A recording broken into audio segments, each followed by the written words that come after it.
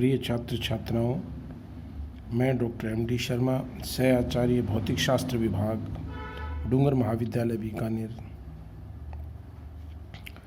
महाराजा गंगा सिंह विश्वविद्यालय बीकानेर की भौतिक शास्त्र विषय के पाठ्यक्रम के अनुरूप बीएससी पाठ तृतीय वर्ष के तृतीय प्रश्न पत्र को पढ़ाने के लिए शुरुआत करता हूँ। सबसे पहले तो आपको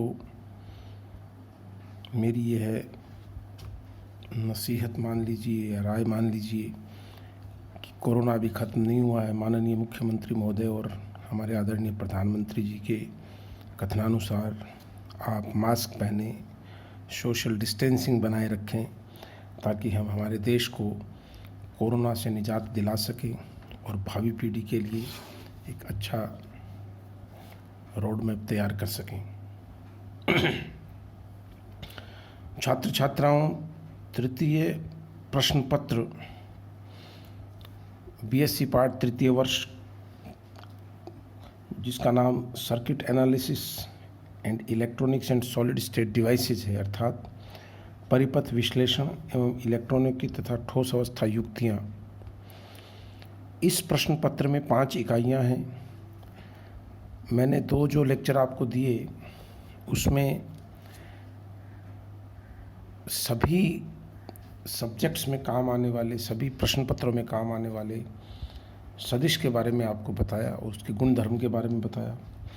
आज मैं आपको परिपथ विश्लेषण, इलेक्ट्रॉनिक्स तथा ठोस अवस्था युक्तियाँ प्रश्न पत्र में जो फंडामेंटल चीज़ें हैं, मूलभूत बातें हैं, उनकी हम शुरुआत करते हैं। इस प्रश्न पत्र में जब जो इकाई प्रथम है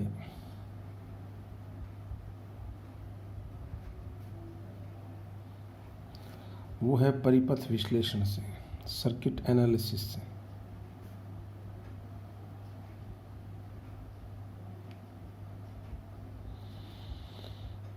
परिपथ विश्लेषण, जब आप परिपथ विश्लेषण की बात करते हो तो परिपथ किन किन अवयवों से बनता है उनका हम सबसे पहले अध्ययन करते हैं।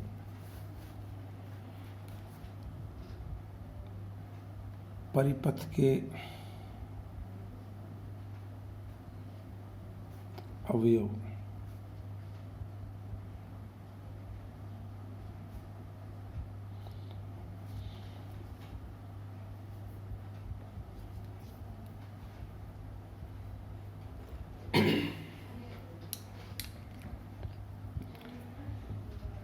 किसी भी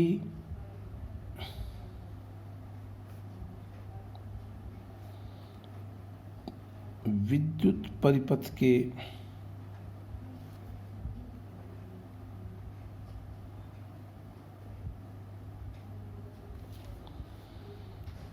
सभी अवयव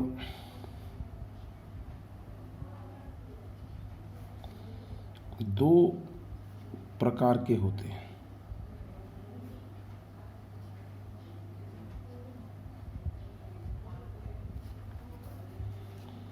पहला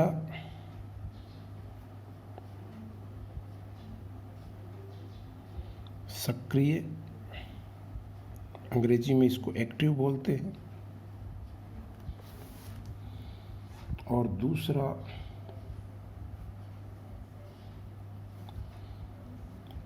अक्रिय, स्थूल, अंग्रेजी में इसको पैसिव बोलते हैं।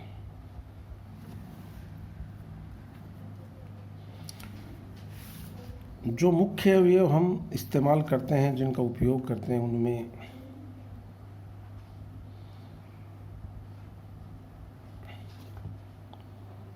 विद्युत सेल या विद्युत ऊर्जा स्रोत, जिसमें मैं मुख्य रूप से आपको सेल के बारे में बताऊंगा। दूसरा प्रतिरोध,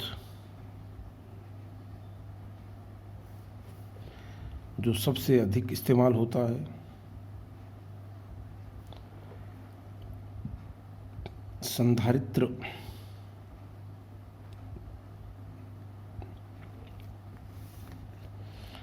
इसका उपयोग भी विद्युत ऊर्जा के संग्रहण के लिए किया जाता है।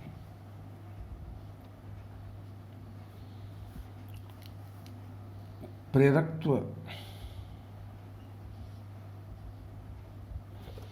परिपथ में चुंबकीय ऊर्जा के स्टोरेज के लिए या संग्रहण के लिए प्रेरकत्व का उपयोग किया जाता है।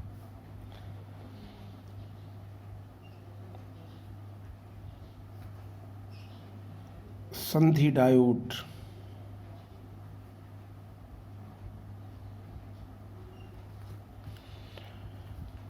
जिसको अंग्रेजी में आप जंक्शन डायोड या पीएन जंक्शन डायोड का नाम देकर के आए हैं, उसका भी परिपथ में बहुत महत्वपूर्ण उपयोग होता है, अभी बताऊंगा। छठा, ट्रांजिस्टर।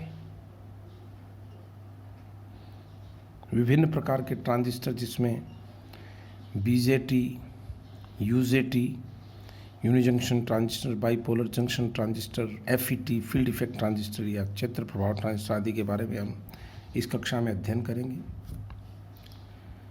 आदि ये 6 अवयव वो हैं जो सामान्यतया किसी भी परिपथ को बनाते हैं। यद्यपि और अधिक एडवांस्ड युक्तियां भी सेमीकंडक्टर फिजिक्स में होती हैं, जिनका हम तृतीय वर्ष के स्तर पर अध्ययन नहीं करेंगे। ऑपरेशनल एम्पलीफायर एक युक्ति होगी जिसका हम आगे चलकर अध्ययन करेंगे, लेकिन वो इस ट्रांजिस्टर की कैटेगरी में प्रवर्धक के रूप में वो काम में आती। प्रिय विद्यार्थियों, विद्युत ऊर्जा स्रोत की जब बात चलती है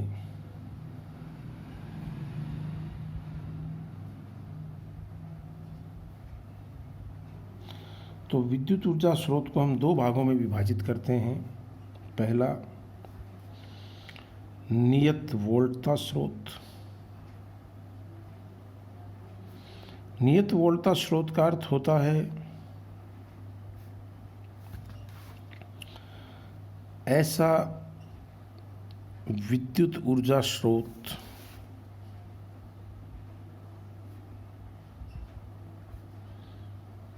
जिसकी वोल्टता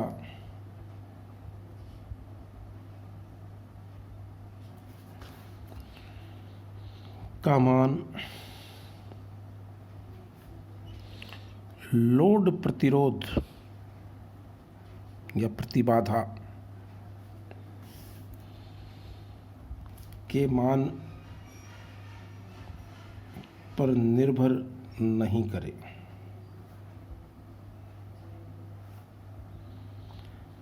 यानी आप लोड प्रतिरोध का मान कितना भी रख दीजिए, वोल्टता स्रोत सब परिपथ में निश्चित वोल्टता की ऊर्जा प्रदान करेगा। ऐसे स्रोत की आंतरिक प्रतिबाधा या प्रतिरोध शून्य होता है।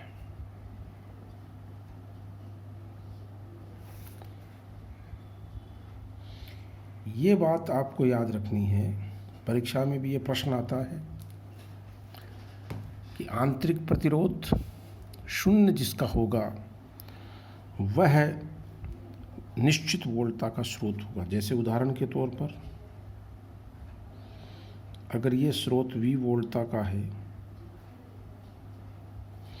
तो अब RL चाहे कुछ भी हो, लोड प्रतिरोध कुछ भी हो, जब इसकी आंतरिक प्रतिबाधा शून्य है तो आपको मालूम है RL के किसी भी मान पे ये जो वोल्टता है ये हमेशा V के बराबर ही होगी।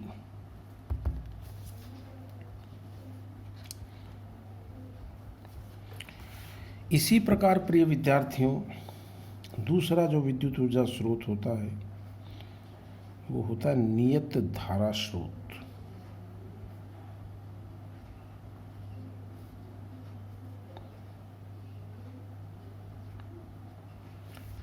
नियत धारा स्रोत का मतलब है, बिल्कुल इसकी तरह आप लिख सकते हो, ऐसा विद्युत ऊर्जा स्रोत जिसके द्वारा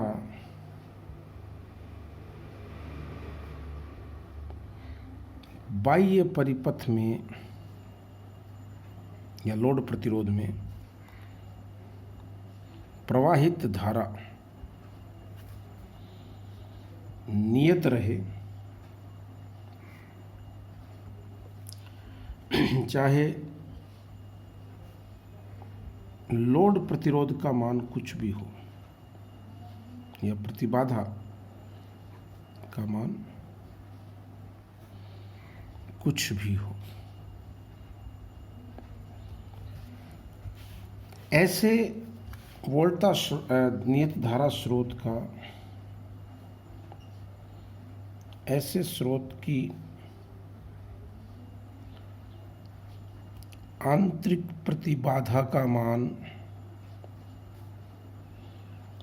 अनंत होता है, या विशेष तौर से समझेंगे कि इस प्रकार के स्रोत, यानी अब आप समझिए कि नियत वोल्टा स्रोत और नियत धारा स्रोत में मुख्य अंतर क्या है। जिसकी आंतरिक प्रतिबाधा शून्य है वो नियत वोल्टा स्रोत की तरह व्यवहार करेगा, विद्युत स्रोत, और जिसकी आंतरिक प्रतिबाधा अनंत है, या आप कह दीजिए बाह्य प्रतिरोध के मुकाबले बहुत ज़्यादा है, तो ऐसा स्रोत नियत धारा स्रोत की तरह व्यवहार करेगा। यहाँ मैं इसका चित्र बना देता हूँ। ये इसका आंतरिक प्रतिबाधा है, ये स्रोत है। तो आप देख सकते हो कि जिसको थोड़ी सी भी मैथमेटिक्स आती है, ये RL है, तो आप कह सकते हो परिपथ में जो धारा है I बराबर, ये मान लीजिए इसका विद्युत वाहक बल E है, तो E/R प्लस RL होगी। अब चूंकि R बहुत बहुत बड़ा है, अनंत की तरफ अग्रसर है, तो चूंकि R फार फार ग्रेटर देन RL है, तो प्यारे विद्यार्थियों I लगभग बराबर हो जाएगा E/R स्मॉल के। इसको निकलने मान लीजिए RL को, तो ये नियत हो जाएगी धारा। ये दो महत्वपूर्ण युक्तियां हम इस्तेमाल करते हैं। विद्युत ऊर्जा स्रोत को दो प्रकार से उपयोग में लाते हैं। एक आपका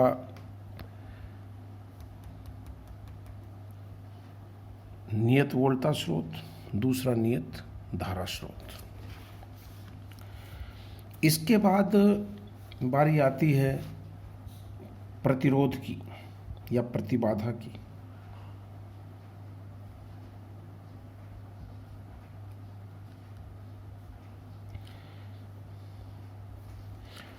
सामान्य भाषा में कहें तो किसी भी विद्युत परिपथ में धारा के प्रवाह में उत्पन्न होने वाली जो बाधा है वही परिपथ की प्रतिबाधा कहलाती है। यहाँ हमारा जो प्रयोजन है वो दो अलग अलग तरह की बातें समझने का है। एक होती है द्विपार्श्विक प्रतिबाधा,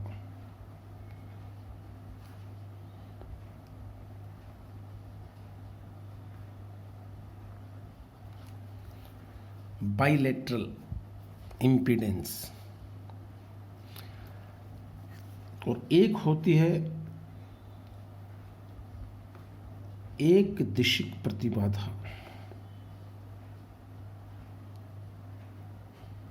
दोनों में फर्क समझिए। द्विपार्श्विक प्रतिबाधाएं वो होती हैं जिनमें बाह्य परिपथ की आरोपित वोल्टता की पोलैरिटी प्रभावित नहीं करती। यानी आप एक प्रतिरोध के सिरों पर सेल को इस तरह से जोड़िए, या उसी प्रतिरोध के सिरों पर पोलैरिटी को चेंज कर दीजिए,